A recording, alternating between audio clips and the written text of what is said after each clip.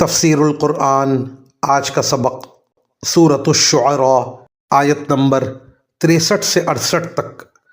اعوذ باللہ من الشیطان الرجیم، بسم اللہ الرحمن الرحیم۔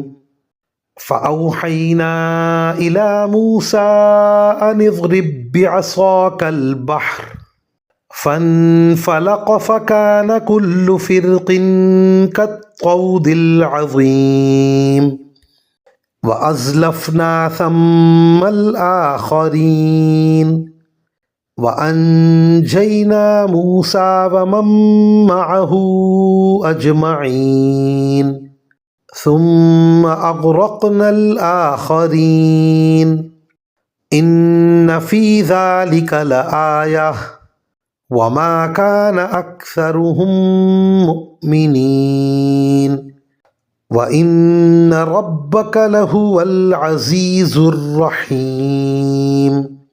ترجمہ: چنانچہ ہم نے موسیٰ کے پاس وحی بھیجی کہ اپنی لاٹھی سمندر پر مارو، بس پھر سمندر پھٹ گیا اور ہر حصہ ایک بڑے پہاڑ کی طرح کھڑا ہو گیا، اور دوسرے فریق کو بھی ہم اس جگہ کے نزدیک لے آئے، اور موسیٰ اور ان کے تمام ساتھیوں کو ہم نے بچا لیا، پھر دوسروں کو غرق کر ڈالا۔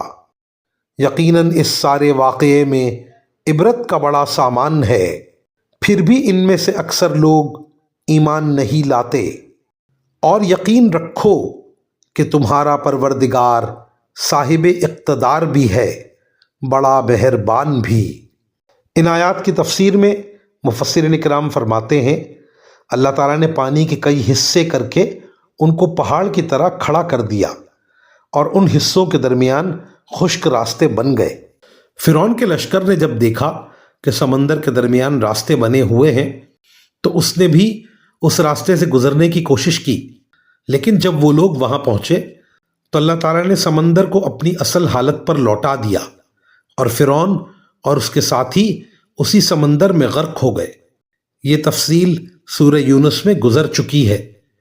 وآخر دعوانا ان الحمد للہ رب العالمین۔